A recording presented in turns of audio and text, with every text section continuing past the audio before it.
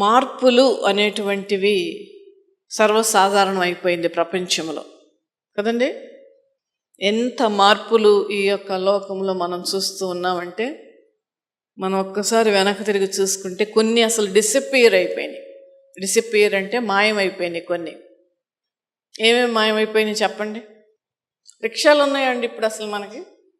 ఒకప్పుడు రిక్షాలే ఉండే కదా. ఇంకేం వచ్చినాయి మార్పులు? ఇదివరకు మామూలు ఫోన్ ఉండేది కదా, అయిపోయినాయి. ఇప్పుడు అంతా టచ్ ఫోన్స్ వచ్చినాయి. అలా ఎన్ని మార్పులు వచ్చినాయండి. మార్పులు వస్తూ ఉన్నాయి ప్రపంచంలో. చాలా వస్తువులకు మార్పు వస్తూ ఉంటుంటే పర్వాలేదు, అది కొంచెం మనకు టెక్నాలజీ పెరగటానికి, లేదంటే మనకు సువిధ అవడము. ఇజ్రాయెల్ కంట్రీ వాళ్ళంట, వాళ్ళు గ్రేట్ కదా నిజంగా. వాళ్ళే గ్రేట్ అంటే ఆయన ప్రజలైనటువంటి వారు ఇంకా గ్రేట్. హల్లెలూయా. ఎందుకంటే జ్ఞానం అందరికి ఇస్తాడు దేవుడు. జ్ఞానం నేను ఇస్తానని వాగ్దానాలు చేశాడు దేవుడు. అయితే వాళ్ళు ఒక ఇది తయారు చేశారట, ఒక రకమైన బాక్స్ లాంటిది. మన హైదరాబాద్ వెళ్ళినప్పుడు నాకు ఒక ఆవిడ చెప్తూ ఉన్నది. ఆ బాక్స్ ఏంటంటే మన యొక్క ఒక కార్డు ఇస్తారంట. ఆ కార్డు దాంట్లో ఇన్సర్ట్ చేస్తే, ఇప్పుడు ఏటీఎం కార్డులో మనం డబ్బులు తీసుకోవడానికి ఎలా చేస్తాం అలా పెట్టంగానే మనకున్నటువంటి అంతకుముందు మనకున్నటువంటి రోగాలు, మన షుగర్లు, మన బీపీలు, అంతకుముందు ఏమైనా ఆపరేషన్లు జరిగి ఉంటే ఆ ఆపరేషన్లు ఏమైనాయి, ఎక్కడ ఎలా ఉన్నాయి అన్నీ వచ్చేసిన తర్వాత ఇప్పుడు మనకి ఏమి ఆరోగ్యం కావాలి అనేటువంటి విషయం కూడా చెప్పేస్తుందంట. చెప్పేయడమే కాదు, మందులు కూడా వాళ్ళే ప్రిస్క్రైబ్ చేస్తారంట.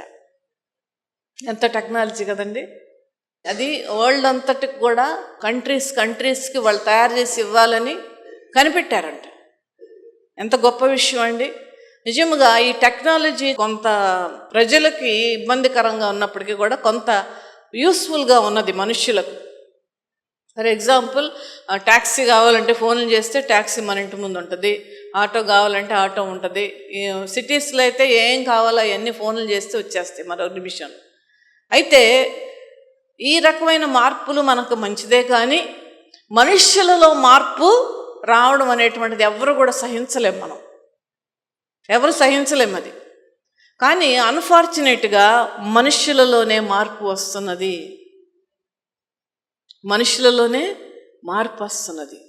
అది తల్లి అవని, పిల్లవని, చెల్లవని, తమ్ముడవని, ఎవరైనా సరే వాళ్ళల్లో మార్పు వస్తూ ఉన్నది. అది చాలా భరించలేనటువంటి ఒక సమస్యగా మానవ సమాజంలో ఉంటూ ఉన్నది. అది తట్టుకోలేనటువంటి పరిస్థితులలో చాలామంది ఉన్నారు. నాకు చాలామంది ఫోన్లు చేసి బాధపడుతూ ఉంటారు. నా బ్లడ్, నిన్న కూడా ఒక ఆవిడ అంటుంది, నా బ్లడ్ ఎంత మోసం. ఈ రకమైనటువంటివి చాలా ప్రజలలో ఇబ్బందికరంగా ఉంటుంది. అయితే క్యాలెండర్లు మారిపోతూ ఉన్నాయి. 2000 సంవత్సరం మనం చూసేసాం. 2000 సంవత్సరం 25 సంవత్సరాలు అయిపోయింది. 26లో కూడా మనం ప్రవేశపెట్టాం. క్యాలెండర్లు మారిపోయింది. ఈ రకంగా క్యాలెండర్స్ మారుతున్నాయి, సంవత్సరాలు మారినాయి, మన వయస్సు మారింది కదండి. మన వయస్సు కూడా మారింది, మన పరిస్థితులు మారినాయి.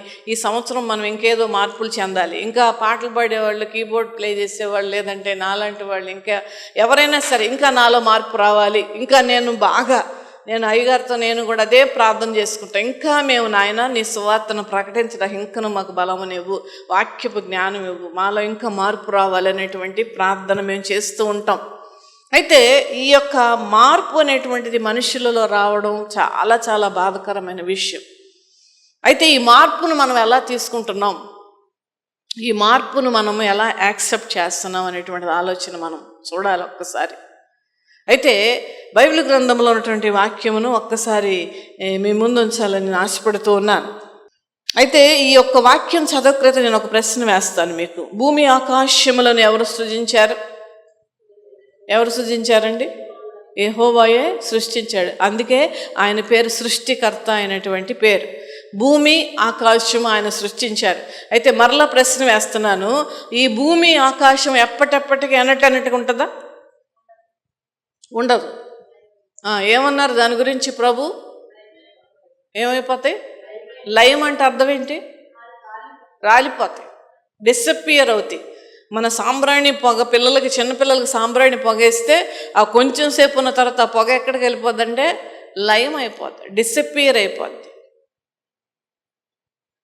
అలాగే ఆకాశము భూమి కూడా ఒకానొక దినమున ఆయన సృష్టించినటువంటి ఈ భూమి, ఆయన సృష్టించినటువంటి ఈ ఆకాశము లయమైపోయే దినాలు వస్తున్నాయి. ఆయనే స్వయముగా ఈ లోకములో మానవుడుగా దేవుడుగా ఉన్నప్పుడు చెప్పినటువంటి మాట అది. ఒక్కసారి మార్కు సువార్త తీద్దాం.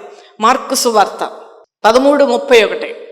ఆకాశము భూమియు గతించును గాని నా మాటలు గతించవు. గతిస్తాయి అని అన్నాడు దేవుడు. గతిస్తాయి అంటే లయమైపోతాయి, ఉండవు. అయితే ఎప్పుడు జరుగుద్ది ఇది?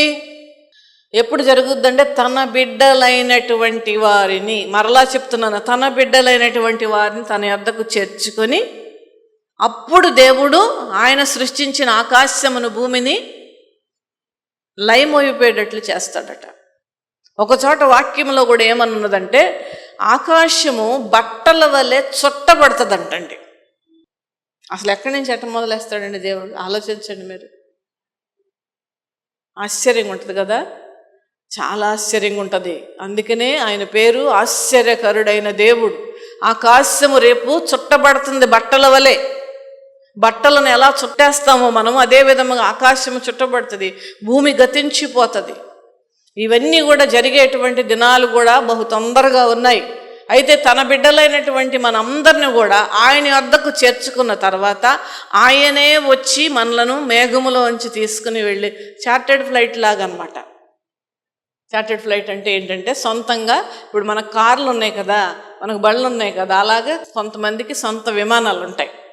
అయితే చూడండి దేవుని బిడ్డలారా, ఈ యొక్క పరిస్థితులలో దేవుడు చార్టెడ్ ఫ్లైట్ లాగా ఒక మేఘాన్ని తీసుకురాబోతూ ఉన్నాడు. మేఘారూరుడు అని పేరు ఆయనకి. హల్లెలూయా. చాలా పేర్లు ఉంటాయి. మన దేవుడు ఒక్కడే. హల్లెలూయా. చప్పట్లు కొట్టండి, దేవుని నామాన్ని మహిమపరచండి. హల్లెలూయా.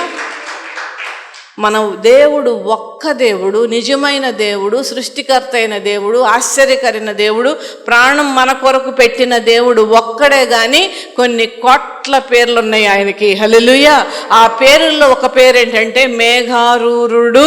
అంటే అర్థం ఏంటే మేఘము మీద వచ్చేవాడు, మేఘాలు మీద ప్రయాణం చేసేవాడు.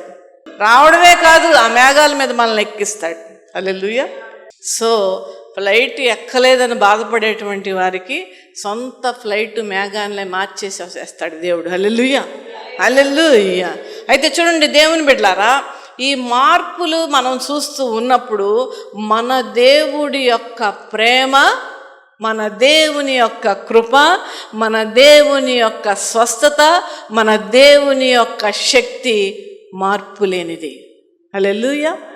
హల్లెలూయా. మార్పు లేని దేవుడు. ఈ ప్రపంచంలో మనం ఉంటున్నామని అంటే మనము దేనికి కూడా భయపడవలసిన పని లేదు. ఎందుకనగా మార్పు లేని దేవుడు మనకున్నాడు. హల్లెలూయా. హల్లెలూయా. మార్పు లేనటువంటి దేవుడు మనకున్నాడు. ఆయన ఇంకొక మాట ఉన్నది, ఆయన నిన్న నేడు ఏకరీతిగా ఉండువాడు. నిన్నంటే అర్థం ఏంటంటే గతించిపోయిన దినాలు, నేడంటే నేడే, రేపంటే ఏంటి? కనుక చూడండి దేవుని బిడ్డలారా, ఈ యొక్క పరిస్థితులలో ఇలాంటివి జరుగుతూ ఉన్నప్పుడు దేవుడు మాత్రం మార్పు లేనటువంటి వాడు. చప్పట్లు కూడా దేవుని నామమున మహిమపరచండి. హల్లెలూయా. హల్లెలూయా. ఆయన నిన్న నేడు రేపు ఏకరీతిగా ఉండువాడు. హల్లెలూయా. ఆయన కృప ఏకరీతిగా ఉంటుంది, ఆయన ప్రేమ ఏకరీతిగా ఉంటుంది, ఆయన దయ ఏకరీతిగా ఉంటుంది, ఆయన సంరక్షణ ఏకరీతిగా ఉంటుంది. నిన్న ఒక రకంగా, ఈరోజు ఒక రకంగా, రేపు ఒక రకంగా ఉండదు. ఒకే రీతి, ఒకటే ప్రేమ, ఒకటే దయ. కాకపోతే అది ఎప్పటి వరకు అంటే ఆ రెండవ రాకడ వరకే. ఆ తర్వాత ఆయన యూదా గోత్రపు సింహం వలె ఆయన ప్రవర్తిస్తారు. అందుకనే దీపం ఉన్నప్పుడే ఇల్లు చక్కబెట్టుకోవాలనేటువంటి సామెత ప్రకారం దేవుడు మనల్ని కనికరిస్తున్నప్పుడు, దేవుడు మన ఎడల కృప చూపిస్తూ ఉన్నప్పుడు, దేవుడు తన యొక్క సంరక్షణలో మనం ఉన్నప్పుడు, ఆయన రెక్కల నీడన మనలను దాచి కాపాడి సంరక్షిస్తున్న దేవుని వైపు మనం చూచి రక్షణ పొందాలి. భూదిగంతములో ఉన్నటువంటి సమస్తమైన జనులారా నా వైపు చూచి రక్షణ పొందండి. దీనిలో ఎంత అర్థం ఉందండి? భూదిగంతములో ఉన్నటువంటి పలానా వాళ్ళారా అని అన్నాడు దేవుడు? పలానా ఊరు వాళ్ళు అన్నారా? పలానా దేశం వాళ్ళు అన్నారా? లేదు. భూదిగంతములో ఉన్నటువంటి జనులారా నా వైపు చూసి ఏం చూడాలండి? మనం చూడవలసింది ఏంటండి? ఆయన వైపు. ఏం చూద్దాం ఆయన వైపు? అదే సిలువ. నా వైపు చూడండి అంటే అర్థం ఏంటంటే సిలువ వైపు చూడండి. సిలువలో వేలాడుచున్నటువంటి నన్ను చూడండి. మీ కొరకు నేను ఆ సిలువనెక్కి గాయాలు పడ్డటువంటి నా చేతులను మీరు చూడండి, నా యొక్క కాళ్ళను చూడండి, నా ముళ్ళ కిరీటం మీరు చూడండి, నేను కార్చిన రక్తాన్ని. నా వైపు చూడడం అంటే అది. చాలా అంటే కొన్ని చర్చెస్ అని పిలువబడినటువంటి కొన్ని వాటిల్లో సిలువతో పాటు యేసు ప్రభు కూడా వేలాడుతూ ఉంటారు కదా. ఏంటి దానికి దీనికి తేడా ఏంటి? Very good. సిలువలో ఆయన కొన్ని గంటలు మాత్రమే ఉన్నారు, తర్వాత ఆయన చనిపోయారు, తర్వాత తిరిగి లేచారు. అలా పెట్టి ఏలాడుతూ ఆయన చనిపోయినటువంటి దాన్ని చూసి ఆయన అట్లా చచ్చిపోయాడు అంతవరకే అనుకుంటున్నారు. అందుకనే అలాంటి సిలువను మనం పెట్టుకోకూడదు.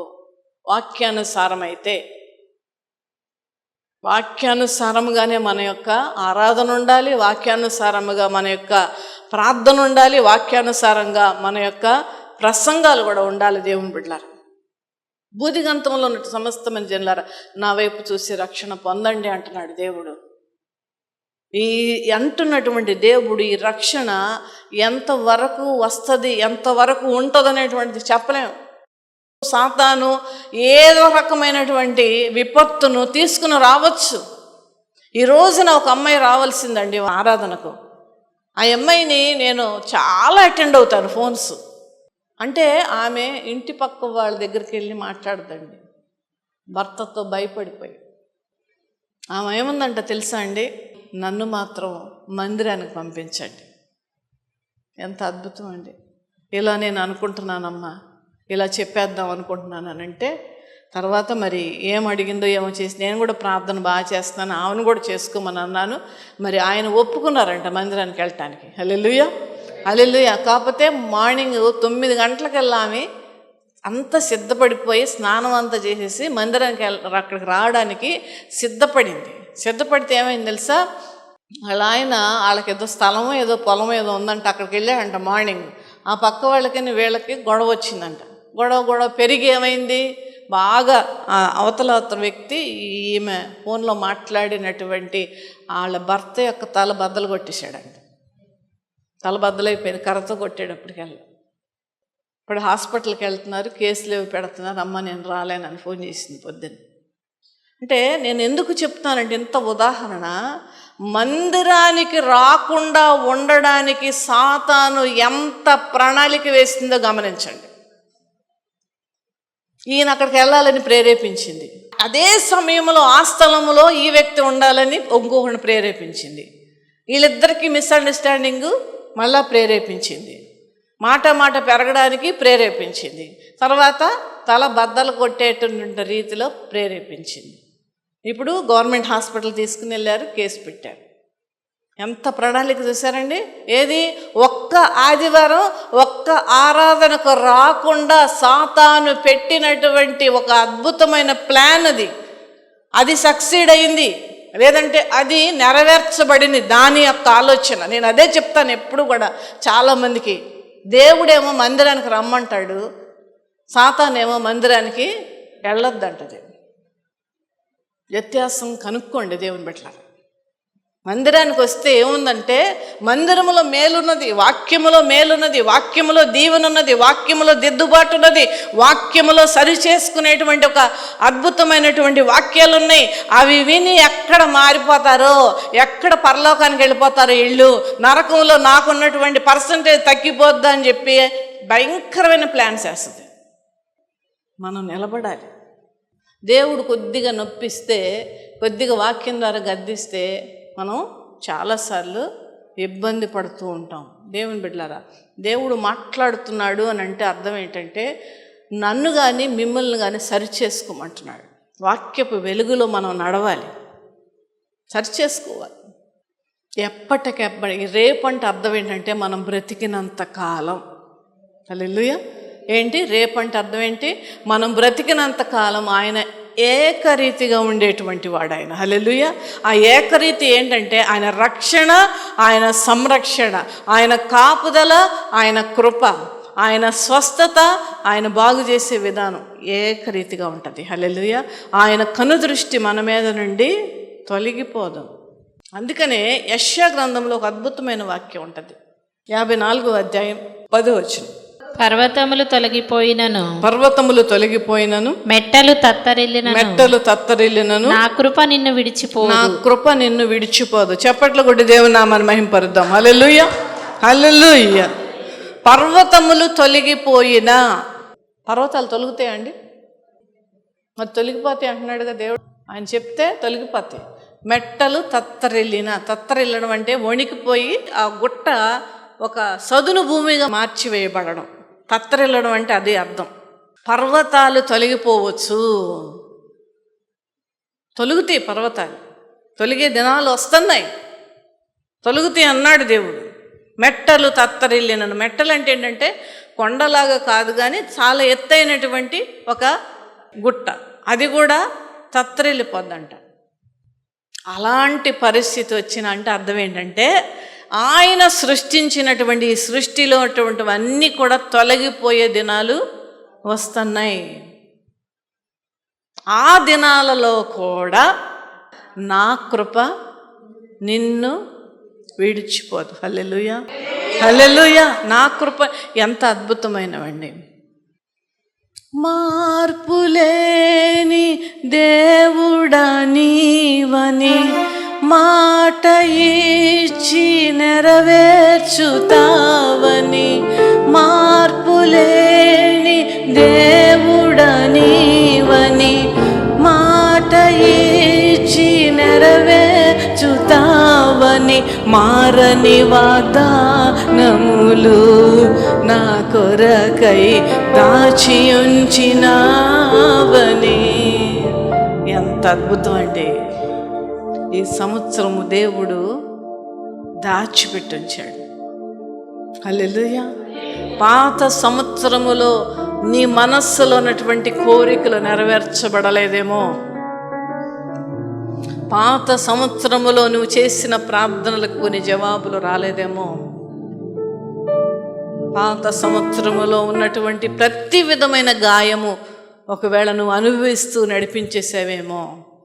కానీ వాగ్దాన పూర్ణుడు, వాగ్దానము నెరవేర్చే దేవుడు అంటున్నటువంటి మాట ఏంటంటే మార్పు లేనటువంటి దేవుడుగా ఆయన నుండి మాట ఇచ్చాడు, నెరవేరుస్తాడు కూడా అది. హల్లెలూయా. వాగ్దానాలు నా కొరకై దాచి ఉంచినావని దాచిపెట్టి ఉంచాడు దేవుడు. ఆ వాగ్దానాలను మనం వెతికి తీసుకోవడమే, అంతే. ఇది ఇప్పుడు కాదండి, ఎప్పుడో చెప్పాడు దేవుడు. ఎప్పుడో ఈ బైబిల్ గ్రంథంలో రాయబడినటువంటి ఆ టైములోనే ఇచ్చాడు వాగ్దానాలన్నీ కూడా. వీటిలో ఉన్నటువంటి సమస్తము కూడా మన కొరకే, మన దీవెన కొరకే, మన యొక్క కాపుదల కొరకే. ఆయన నామములో ఉన్న సకల ఆశీర్వాదములు తన బిడ్డలైనటువంటి మనకు అనుగ్రహించేటువంటి దేవుడు ఆయన. వాగ్దానం చేశాడు, అవి నెరవేర్చే వరకు ఆయన నిద్రపోడు. నా కుమార్తె, నా కుమారుడు ఆ వాగ్దానము ఎప్పుడు నెరవేర్చబడుతుందని ఆయన విశ్వ ప్రయత్నాలు చేస్తూ ఉంటాడు. మీరు అనుకోవచ్చు ఒకవేళ ఆ దేవుడుగా శక్తిమంతుడుగా అలా చేసేయచ్చు కదని. అలా చేయడు దేవుడు. ప్రతిదానికి ఒక సిస్టమ్ ఉంది దేవుడికి కూడా. ఒకవేళ ఆ విధముగా మనము అడిక్కొని ఆ విధమైన యాటిట్యూడ్లో మనం ఉంటే ఖచ్చితంగా అది నెరవేర్చిన తర్వాత మారిపోతాం. మారేవాళ్ళు ఉన్నారండి. నేను చాలాసార్లు చెప్పాను ఆ ఉదాహరణ. బతికితే చాలుంది ఆమె, గుంటూరులో ఆమె ఒళ్ళంతా చచ్చబడిపోయినా పర్వాలేదు, ఈ నరాలన్నీ కూడా ఉంటాయి కదండి, ఇవన్నీ కూడా చితికిపోయినాయి అండి, యాక్సిడెంట్ అయ్యి ఇవన్నీ చితికిపోయినాయి. ఎనీ టైం చచ్చిపోయే పరిస్థితిలో ఉన్నప్పుడు ఏ హాస్పిటల్లో కూడా జాయిన్ అవ్వడానికి కూడా తీసుకోలేదు. గుంటూరు హాస్పిటల్లో తిప్పారు. ఆమంది ఒకటే మాట, నా భర్త నా ముందు అలా ఉంటే చాలండి, కదలక్కర్లా మెదలక్కర్లా, నేను తినిపించుకుంటాను అన్నం, నేను వాష్రూమ్కి వెళ్ళినా నేను బాగు చేసుకుంటాను, ప్రార్థన చేయండి. ప్రార్థన చేస్తే దేవుడు బతికించాడు. ఇప్పుడు కారు డ్రైవ్ కూడా చేస్తున్నాడు. హల్లెలూయా, హల్లెలూయా. అది నాది కాదు, నా గొప్పతనం కాదు, ప్రభు గొప్పతనం. ప్రార్థన చేయడం ఒక పోస్ట్ మ్యాన్ లాగానే నేను, ప్రభు కనికరించాడు. ఇప్పుడు ఆమె ఒకసారి వచ్చి ఒక చిన్న సాక్ష్యం చెప్పేసి దాంతో ఫైల్ క్లోజ్ చేసి, ఎంత అసలు ఆయన జీవం చూస్తూ ప్రతిరోజు వాళ్ళ భర్తను అలా డ్రైవ్ చేస్తా, ఆయన తింటా, ఆయన మాట్లాడుతూ ఉన్నాడు. ప్రతి దాని విషయంలో కూడా తన జీవిత కాలమంతయు కూడా దేవునికి కృతజ్ఞరాలై ఉండవలసినటువంటి ఆమె మర్చిపోయింది. అందుకనే కొన్నిసార్లు దేవుడు కూడా కొంత గ్యాప్ ఇచ్చి, లేదంటే కొంత సమయం తీసుకొని కార్యాలు చేస్తూ ఉంటాడు. అంతలోపు మనల్ని పరీక్షిస్తూ ఉంటాడు దేవుడు. నేను చేసేటువంటి ఆశీర్వాదాలు, నేను ఇచ్చేటువంటి కృపలు, మీరు చేస్తున్నటువంటి ప్రార్థనలకు జవాబులు పొందుకున్న తర్వాత మీరు ఎలా ఉంటారనేటువంటి ఒక పరీక్షలో కూడా దేవుడు గమనిస్తూ ఉంటాడు. హల్లెలూయా. అయితే ఈ వాగ్దానాలు నెరవేర్చేటువంటి దేవుడుగా ఆయన మనకున్నాడు. మార్పు లేని దేవుడు ఆయన, నిన్న నేడు రేపు ఏకరీతిగా ఉన్నటువంటి దేవుడు. పర్వతాలు తొలగిపోతాయి, మెట్టలు తత్తరిల్లుతాయి, ఆకాశము బట్టల వలె చుట్టబడబోతూ ఉన్నది, భూమి అంతరించబోతూ ఉన్నది. ఉందండి ఆ వాక్యం? ఒకసారి తీద్దాం. కీర్తన గ్రంథం 75:3 భూమియు దాని నివాసులందరూ కూడా లయమగునప్పుడు నేనే దాని స్తంభములను నిలుపుదును. చూసారండి, భూమియు దాని నివాసులందరూ లయమైనప్పుడు, లయమైపోతారట.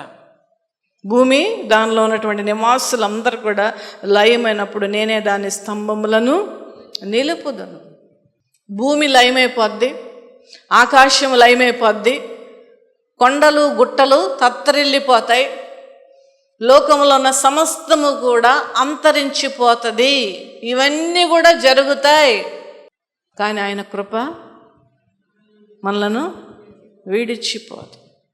నా కృప నిన్ను విడవదు. ఇది దేవుడు, కృప కలిగిన దేవుడిచ్చేటువంటి వాగ్దానం. అసలు కృప అంటే ఎవరన్నా సరైనటువంటి డెఫినేషన్ చెప్తారా? కృప అంటే దాని యొక్క కరెక్ట్ మీనింగ్ చెప్పండి. ఆయన కృప వల్లే అని మనం అంటుంటాం పొద్దున్న లేచిన దగ్గర నుంచి, మంచిదే. కానీ అసలు కృప అంటే అర్థం ఏంటండి? అర్హత లేనటువంటి, లేకపోయినా ఇచ్చేటువంటి వారి కృప అంటే ఇంగ్లీష్లో గ్రేస్ అని అర్థం. 10th క్లాస్లో 35 మార్కులు పాస్ మార్కులు, కానీ 30 వచ్చినాయి. అనుకోకుండా అప్పుడేదో క్వశ్చన్ పేపర్లో తప్పు క్వశ్చన్లు పడటం వలన గ్రేస్ మార్కులని ఇచ్చి పాస్ చేసినటువంటి వారు ఉన్నారు. అతను పొందుకున్నదేంటి? అతను చదివి రాసిన మార్కులు ఎన్ని? 30. కానీ 5 ఏంటంటే, అందుకనే గ్రేస్ మార్క్స్ అంటారు దాన్ని. అలా మనం పొందుకోవలసిన దానికంటే, మనం అనుభవించినటువంటి వాటికంటే, మనం తీసుకున్నటువంటి ఆశీర్వాదాలను కంటే, మనం పొందుకున్నటువంటి కృపలను కంటే, ఆయన సంరక్షణ కంటే మించి, అంటే మనం పొందవలసిన, మనం చేసిన ప్రార్థనకి జవాబు, మనం ప్రతిరోజు కూడా వాక్యం చదువుతూ ఉన్నప్పుడు మనం పొందుకోవలసిన ఆశీర్వాదాలు, దేవుని మందిరం ఎడల మనకున్నటువంటి ఆసక్తి విషయంలో మనం పొందుకున్నటువంటి ఆశీర్వాదాలు, దేవుని సేవలో సంఘములో వాడబడేటువంటి విధానములో మనం పొందుకోవలసిన ఆశీర్వాదాల కంటే మించి దేవుడు మనకిస్తాడు. అది కృప అంటే. కనుక దేవుని బిడ్డలారా, మెట్టలు తత్తరిల్లొచ్చు, భూమి అంతరించిపోవచ్చు, సముద్రాలు తొలగిపోతాయి, సముద్రాలు ఇంకిపోతాయి, పర్వతాలు కదిలిపోతాయి, పర్వతాలు చదును భూమిగా మారుతుంది అంటండి. అవన్నీ జరుగుతాయి, కానీ నా కృప నిన్ను వీడిచ్చిపోదు. హల్లెలూయా. ఈ సంవత్సరం ఈ మాటతో మనం బ్రతికేయచ్చు కదండి. బతకచ్చా? చాలు. విశ్వాసముతో ముందుకు నడవమంటున్నాడు దేవుడు. దేవుని ఎడల నమ్మకము కలిగి ముందుకు నడవమంటున్నాడు దేవుడు. నేను నీకు తోడుంటా అన్నాడు, ముందుగా నేను వెళ్తానంటున్నాడు. అందుకే నేను తోడు పాట కూడా పాడిచ్చాను. ఏమనంటే, భయము లేదు, దిగులు లేదు, జీవిత యాత్రలో మన యాత్ర, మన అంతిమ యాత్ర వరకు ఆయన కృప విడిచిపోదు. హల్లెలూయా. ఎందుకనగా ఆయన మార్పు లేని దేవుడు. ఆయన నిన్న నేడు రేపు ఏకరీతిగా ఉన్నటువంటి దేవుడు. హల్లెలూయా, హల్లెలూయా. కాకపోతే ఇక్కడ క్వశ్చన్ ఏంటంటే, యేసు ప్రభు మనతో ఉండాలి. ఫోటో పెట్టేసుకుంటే ఉంటాడండి దేవుడు? అసలు ఫోటో పెట్టుకోవడం కూడా, అంటే నా ఉద్దేశం చెప్తున్నాను, ఫోటో పెట్టుకోవడం కూడా రాంగే. ఎందుకంటే చాలా చూడండి, పెద్ద పెద్ద ఫోటోలు ఎవరిష్టం వచ్చింది వాళ్ళు వేసిన ఫోటోనే కదా కదా అవన్నీ మానవ కల్పితములైనటువంటి మొహాలు అవన్నీ కూడా కదండి. వాక్యమే దేవుడు. వాక్యం పెట్టుకుంటే చాలు, దేవుడు మనలో ఉన్నట్టే. హల్లెలూయా. వాక్యము హృదయంలో పెట్టుకుంటే చాలు, యేసు ప్రభు మనతో ఉన్నట్టే. హల్లెలూయా. ఎందుకంటే ఆ వాక్యమే మనల్ని నడిపిస్తుంది, ఆ వాక్యమే మనల్ని బలపరుస్తుంది, ఆ వాక్యమే మనం సరిచేస్తుంది, ఆ వాక్యమే మనలను పరిశుద్ధపరుస్తుంది. హల్లెలూయా. ఈ యొక్క లోకములో మనం ఉన్నంత కాలము కూడా ఆయనే మనల్ని నడిపిస్తాడు. హల్లెలూయా. యేసు ప్రభు మనతో ఉండాలి అని అంటే ఇదేదో వన్ డే ప్రోగ్రాం కాదు, అది నిరంతరం నిరంతరం. కొంతమంది సంఘానికి అటెండెన్స్ కోసం వస్తారు, వాళ్ళు వచ్చే విధానం బట్టే చెప్పుద్ది వాళ్ళ హృదయంలో దేవుడి అలా ఎంత ప్రేమ ఉన్నదో. చూడండి, ఆ సాక్రిఫైస్ దేవుడు తన మనస్సులో పెట్టుకుంటాడండి. హల్లెలూయా. మనము దేవుని ఎడల చేసిన ఆ ఎందుకంటే సాక్రిఫైస్కి ఉన్నటువంటి మీనింగ్ ఆయనకంటే ఇంకెవరికి అర్థం కాదు, అంతకంటే ఇంకెవరికి అర్థం చేసుకోలేరు. త్యాగం. నువ్వు దేవుని కొరకు చేసేటువంటి ప్రతిదీ కూడా ఆయన హృదయంలో ఉంచుకుంటాడు. ఎక్కడ ఉంచుకుంటాడు? హృదయంలో ఉంచుకున్న దేవుడు ఆయన. త్యాగం అంటే ఏంటంటే ఒక కంఫర్ట్ కాదనుకొని, ఒక మంచి భోజనం కాదనుకొని, లేదంటే ఇంకోటి కాదనుకొని, వాళ్ళు నొప్పి ఉన్నా, ఒకళ్ళ బాధ ఉన్నా, జ్వరం ఉన్నా, ఏదైనా అలా ఎడల జాలి పడేటువంటి దేవుడు ఆయన. ఎలా పడతాడండి జాలి? ఊహించుకోండి. వాక్యాలు చదువుకున్నప్పుడు దయచేసి మీరు ఊహించుకొని చదవండి, దేవునిని ఊహించుకొని చదవండి, మీకు అర్థమైపోద్ది దేవుని ప్రేమ ఏంటో. తన బిడ్డలేడల ఆయన జాలి పడును అని ఉంటుంది. అదే ఉందండి, చదువుదాం ఒకసారి. పర్వతములు తొలగిపోయినను, మెట్టలు తత్తరిల్లినను, నా కృప నిన్ను విడిచిపోదు. నా కృప నిడిచిపోదు. సమాధాన విషయమైన నా నిబంధన తొలగిపోదు. సమాధాన విషయమైన నా నిబంధన. దేవుడు నిబంధన అంటే ఏంటంటే సీల్ చేశాడని అర్థం. ఒక నిబంధన అంటే ఒక కమిట్మెంట్, లేదంటే ఒక అగ్రిమెంట్. ఇప్పుడు మనం స్థలాల్లో రాసుకుంటున్నప్పుడు అగ్రిమెంట్లు ఎలా రాస్తాం, ఎంత స్ట్రాంగ్ ఉంటాయి అవి, అలా అనమాట నిబంధన అంటే.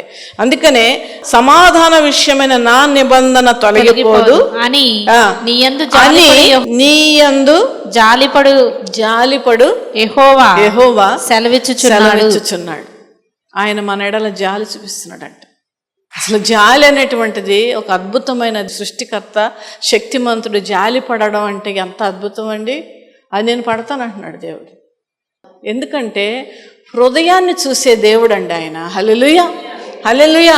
మన హృదయములో ఏమి యుద్ధం ఉన్నదో, మన హృదయములో ఏమి బాధ ఉన్నదో, ఆయా బాధ మనల్ని ఎలాగ మన హృదయాన్ని పిండేస్తుందో, దాని గురించి మనం ఎంతగా కృంగిపోతున్నామని చూచేటువంటిది మన యేసయ్య మాత్రమే అని నీ కొరకు జాలి పడుతున్నటువంటి యేసయ్య పలుకుతున్నటువంటి మాట ఏమనంటే, ఏమన్నావని ఈ ప్రపంచములో ఏమన్నావని, శక్తి కలిగినటువంటి ఆకాశము, భూమి, పర్వతాలు చెదరిపోయినప్పటికీ కూడా నా కృప నిన్ను విడిచిపోదు.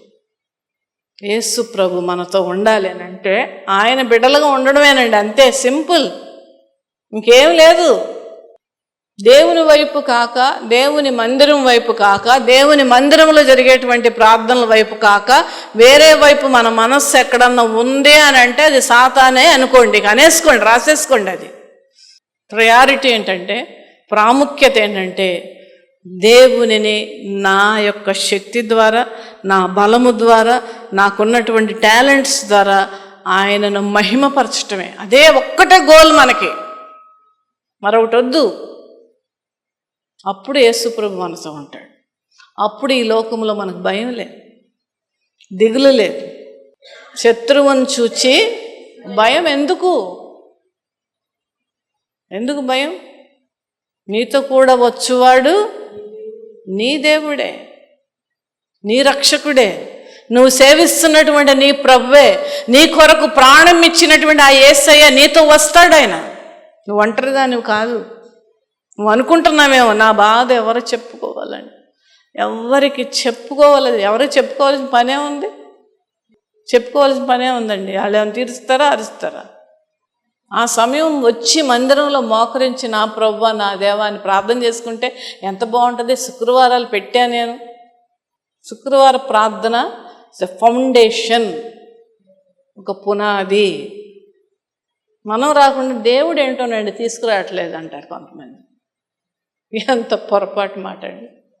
దేవుడు మనతో ఉంటే భయం ఎందుకని ధైర్యంగా మనం బ్రతికేస్తాం. ఎందుకంటే ఏమన్నా జరగని నా కృప నిన్ను విడిచిపోదంటున్నాడు దేవుడు. హల్లెలూయా, హల్లెలూయా. వాక్యం చదువుకున్న ఒక్కసారి మలాకి గ్రంథము 3వ అధ్యాయం 6వ వచనం. సైన్యములకు అధిపతిగా యెహోవా సెలవిచ్చుచున్నాడు. యెహోవానైన నేను మార్పు లేని వాడను. సైన్యములకు అధిపతి అని చాలాసార్లు రాయబడినదండి. ఈ మాటనంటండి రాయడానికి యూదులైనటువంటి వారు స్నానం చేసి రాస్తారంటండి. వణుకుతో, భయముతో వాళ్ళు రాస్తున్నప్పుడు అంటండి ఒక సీక్రెట్ ప్లేస్కి వాళ్ళ బెడ్రూమ్లకు వెళ్ళిపోయి ఎవ్వరు కూడా డిస్టర్బ్ చేయకుండా ఉండేటువంటి రీతిలో వాళ్ళు ఏర్పాటు చేసుకొని ఈ మాటను రాస్తారంట. సైన్యములకు అధిపతిగా యెహోవా సెలవిచ్చుచున్నాడు. యెహోవానైన నేను సెలవిచ్చుచున్నాడు అని అంటే ఇక్కడ అంత గట్టిగా ఎందుకు రాస్తున్నారంటే మామూలుగా చెప్పకుండా చాలా పవర్ఫుల్గా చెప్తున్నటువంటి మాట ఇది. మలాకి భక్తుడి ద్వారా సెలవిచ్చుచున్నాడు. యెహోవానైన నేను మార్పు లేని వాడను. ఒక అద్భుతమైనటువంటి ఒక స్టేట్మెంట్, ఒక శక్తి కలిగినటువంటి ఒక మాట. యెహోవానైన నేను మార్పు లేని వాడను. మరలా చెప్తూ ఉన్నాను, ఎన్నన్నా మార్పులు అవనివ్వండి. సంవత్సరాలు మారిపోవచ్చు, క్యాలెండర్లు మారిపోవచ్చు, పరిస్థితులు మారచ్చు, వాతావరణం మారచ్చు, బంధువులు మారచ్చు, ఇంకేమన్నా మారచ్చు, సొంత బిడ్డలే మారిపోవచ్చు. ఏం భయవలసిన పని లేదు. యేసు ప్రభు మనతో ఉంటే మనల్ని నడిపించే దేవుడు. ఆయన కృప మనను విడిచిపోదు. నడిపించేవాడు ఆయనే. శ్రమలలో విడిచిపెట్టే దేవుడు కాదు ఆయన. శ్రమలు వచ్చినాయి కదా అని మనుష్యుల వలె విడిచిపెట్టే దేవుడు కాదు. శ్రమల్లో ఇంకా తోడుంటాడు దేవుడు, ఇంకా తోడుంటాడు. ఫర్ ఎగ్జాంపుల్, మీ కుటుంబంలో 2-3 పిల్లలు ఉన్నారనుకోండి. ఒక పిల్లవాడికి జ్వరము ఏదో వచ్చింది బాగా. ఆ 2 పిల్లల్ని విడిచిపెట్టి ఆ పడుకున్నటువంటి ఆ పిల్లవాడి దగ్గరికి వెళ్తామా వెళ్ళవండి? అక్కడ ఉంటామా లేదా? వాళ్ళ దగ్గరే ఉంటాం. ఎందుకంటే వాళ్ళకు బాగలేదు, వాళ్ళు బలహీనలుగా ఉన్నారు, నొప్పితో బాధపడుతున్నారని అక్కడే ఆ తల్లి కూర్చొని సపర్యలు చేస్తూ ఉంటుంది. అలాగే దేవాది దేవుడు కూడా శ్రమలలో ఇంకా మనకు తోడై ఉంటాడు, మనకు శక్తిని అనుగ్రహిస్తాడు ఎదుర్కొనడానికి. కనుక భయపడవలసిన పని లేదు దేవుని బిడ్డలారా. ఏమి మార్పులు చెందిన మారనటువంటి మన ప్రభు మనకున్నాడు. ఆయన ప్రేమ, ఆయన కృప మితిలేనివి అని వాక్యం సెలవిస్తుంది. మితిలేనిదంటే అర్థం ఏంటంటే దానికి ఒక లిమిట్ లేదని అర్థం. సముద్రంలో నీళ్లు తక్కువ అండి, అలాగే అదొక ఉదాహరణ మాత్రమే. ఎందుకంటే అంతకు మించినటువంటి శక్తి, ప్రభావము, ప్రేమ, కృప కలిగిన దేవుడు మనల్ని ప్రేమిస్తూ ఉన్నాడు. అంతేకాదు, నా కృప నీతో ఉంచుతానన్నాడు. ఏమి మార్పు వచ్చినా నేను మారను అంటున్నాడు. నిన్న నేడు రేపు ఏకరీతిగా ఉన్న దేవుడు అంటున్నాడు. మనం బ్రతికినంత కాలం మనతో ఉండి మనల్ని నడిపించే దేవుడు. కనుక మరి ఎంత గొప్ప దేవుడు మనం కలిగి ఉన్నాడు. తండ్రి అని పిలిస్తే ఆయన పలికి మన సమస్యలనే తీర్చి మరి మనతో ఉండి మన జీవితాలు నడిపించే దేవుడు మనకున్నాడు. గనక దేవునికే సమస్త మహిమ, ఘనత, ప్రభావములు కలుగును గాక. ఆమేన్.